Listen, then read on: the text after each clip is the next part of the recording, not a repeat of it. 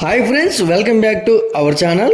మనకైతే ఏపీలో విద్యార్థులకైతే శుభవార్తనైతే తెలియజేశారు. అయితే ఒక్కొక్కరికి 15,000 రూపాయల చొప్పున తల్లికి వందనంపై కీలక ప్రకటన అయితే చేశారు. దీని గురించి అయితే ఈ వీడియోలో మనం ఒక ఫుల్ క్లారిటీగా అయితే తెలుసుకుందాం. అయితే వీడియో చూసే ముందు మన ఛానల్కి అయితే లైక్ చేసి సబ్స్క్రైబ్ చేసుకోండి. రాష్ట్రం నుంచి వచ్చే లేటెస్ట్ అప్డేట్ని అయితే మన ఛానల్లో ఎప్పటికప్పుడైతే అప్లోడ్ చేస్తూ ఉంటాను. ఇక వీడియోలోకి వెళ్తే, ఆంధ్రప్రదేశ్ ప్రభుత్వం బడ్జెట్లో పథకాలకు నిధులు కేటాయించింది.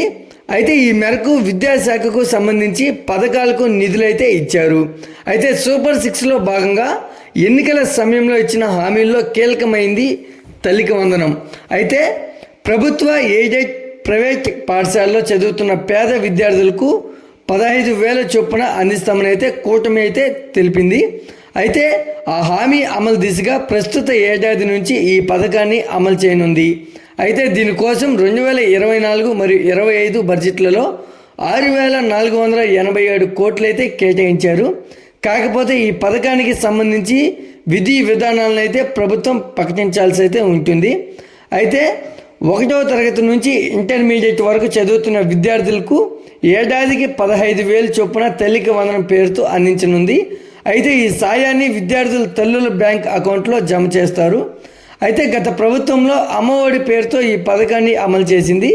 కుటుంబంలో ఒక్కరికి మాత్రమే సాయం అందించారు. కానీ కూటమి ప్రభుత్వం మాత్రం ఇంట్లో ఎంతమంది పిల్లలు ఉంటే అంతమందికి తల్లికి వందనం పథకాన్ని అయితే అమలు చేస్తామని తెలిపింది. అయితే ఈ మేరకు అయితే నిధులైతే కేటాయించింది. అయితే తల్లికి వందనం పథకాన్ని సంబంధించి నిధులను కూటమి ప్రభుత్వం బీసీ మరియు ఈడబ్ల్యూఎస్, మైనారిటీ, ఎస్సీ, ఎస్టీ సంక్షేమ శాఖల వారీగా 4,213.52 కోట్లయితే కేటాయించింది. అయితే గత ప్రభుత్వం పాఠశాల విద్యకు చేసిన ఖర్చు కంటే 1,526 కోట్లు ఎక్కువ ఖర్చు చేయనట్లయితే తెలిపింది. అంతేకాదు రాష్ట్రంలో ఉన్నత విద్యకు సంబంధించి 2023 మరియు 24 ఆర్థిక సంవత్సరం సవరించిన అంచనాల కంటే 93 కోట్లు అధికంగా నిధులు ఇవ్వనున్నారు. అయితే యువతకు నైపుణ్య శిక్షణ, సాంకేతిక విద్యకు సంబంధించి 1,215.67 కోట్లు కేటాయించింది అయితే ప్రభుత్వం. అయితే ఈ బడ్జెట్లో ఆర్జీయూకేటీకి 94.73 కోట్లు కేటాయించింది ప్రభుత్వం. అయితే అన్ని యూనివర్సిటీలు, సిపి బ్రౌన్ గ్రంథాలయానికి కలిపి 2024-25కు సంబంధించి ప్రస్తుత ప్రభుత్వం 1,235.17 కోట్ల మేర వ్యయం చేయనుంది. అయితే మరోవైపు రాష్ట్ర ప్రభుత్వం బడ్జెట్లో మైనారిటీల సంక్షేమానికి కేటాయింపులు అయితే చేసింది. అయితే 2024-25 ఏడాదికి 4,376 కోట్లు అయితే కేటాయించగా మైనారిటీ యువత జీవనోపాధి కల్పనకైతే స్వయం ఉపాధి రుణాలు మంజూరు చేసేందుకు మైనారిటీ ఆర్థిక సహకార సంస్థకు 173 కోట్లను అయితే ప్రతిపాదించింది.